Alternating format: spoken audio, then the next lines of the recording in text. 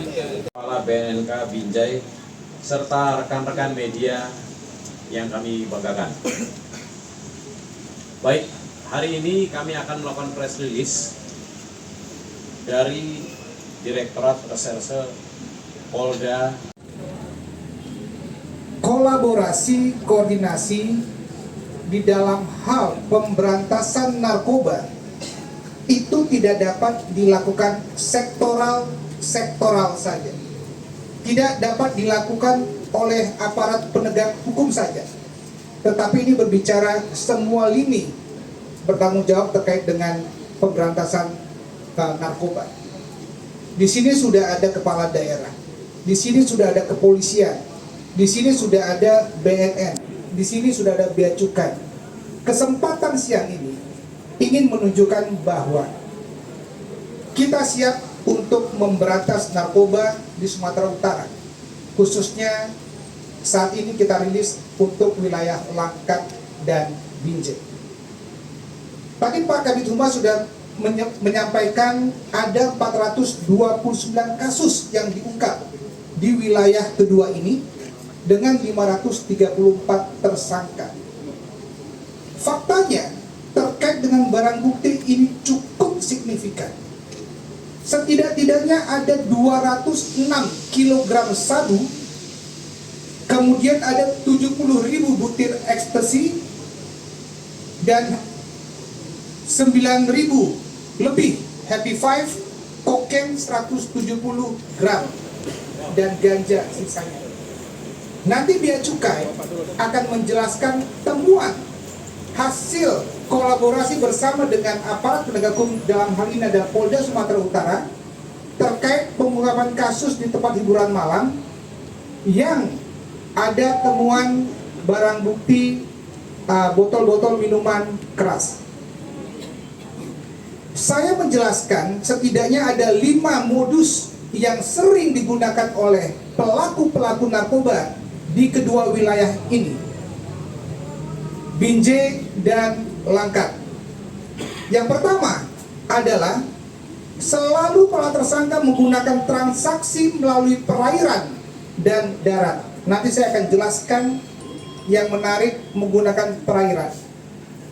Yang kedua, seringkali membangun barak-barak atau loket-loket narkoba di perkebunan atau di ladang. Ini banyak sekali dan sudah banyak yang kita ungkap. Nanti akan dijelaskan oleh Pak Bupati atau mewakili Pak Wali Kota. Ada beberapa lokasi yang digunakan untuk itu. Kita akan lihat apakah memang itu ada alasannya dan lain-lain. Kemudian yang ketiga, ternyata media sosial sering digunakan dalam transaksi peredaran narkoba, khususnya ekstasi. Ini sangat miris sekali. COD. Jadi tim akan melakukan patroli cyber untuk mengungkap kasus-kasus lainnya. Kemudian yang keempat, peredaran tempat hiburan malam. Nanti saya akan jelaskan ada beberapa tempat hiburan malam yang berhasil kita ungkap terkait dengan transaksi narkoba secara terbuka, melibatkan manajemen di dalamnya, menawarkan secara terbuka untuk seluruh pengunjungnya. Ini sangat miris sekali. Kemudian yang terakhir, menggunakan tim pantau. Di situ ada tim pengawas dan tim pengaman yang berlapis dengan menggunakan alat komunikasi HT. Pada saat kita penangkapan, ini ada tim pantau. Itu sering digunakan mereka-mereka yang dewasa, tetapi sekali lagi ini miris, mereka banyak juga menggunakan anak di bawah umur untuk dijadikan tim pantau yang berlapis. Apabila aparat masuk ke dalamnya, sudah ada di gerbang 1, gerbang 2, dan gerbang 3. Itu dilakukan di tempat hiburan malam dan dilakukan di barak-barak narkoba. Rekan-rekan sekalian, pengungkapan 190 kg sabu di perairan Langkat.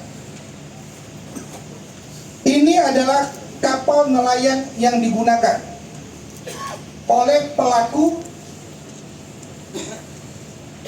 yang membawa sekurang-kurangnya 190 kg sabu.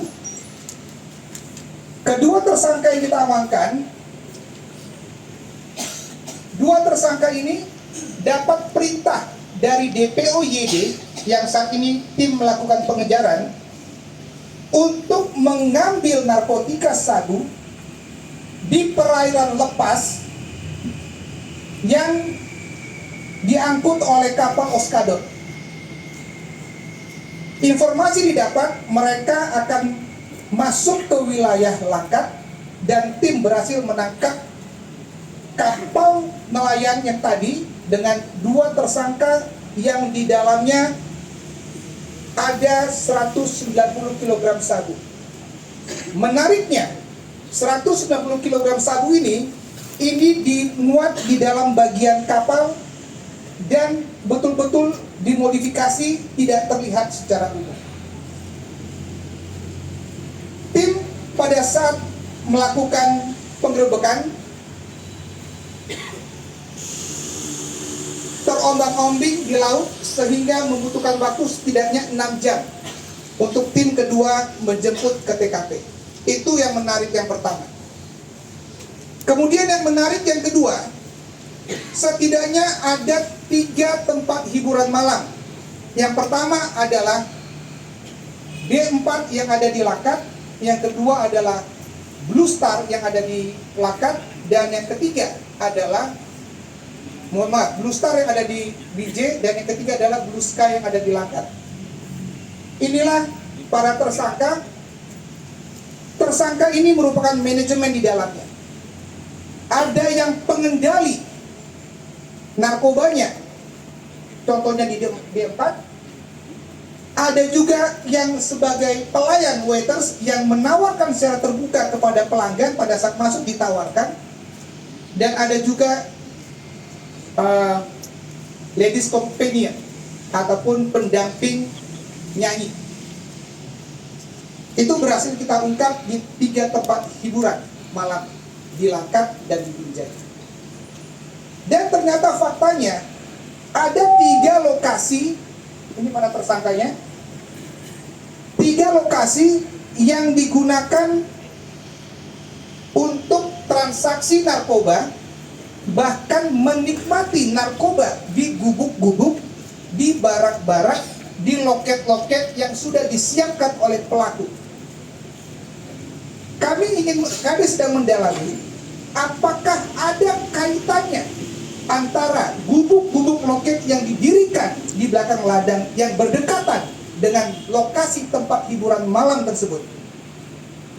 Apakah ada kaitannya? Apakah yang membangunnya sama? Apakah perintahnya sama dengan pemilik tempat hiburan malam tersebut? Ini sedang kita dalami. 3 kali, 3 lokasi kita sudah tangkap. Dan fakta yang menarik lagi, pada saat kita tangkap di salah satu tempat hiburan malam, katakanlah Blue Star di situ, keesokan harinya masih ada transaksi di barak-barak tersebut.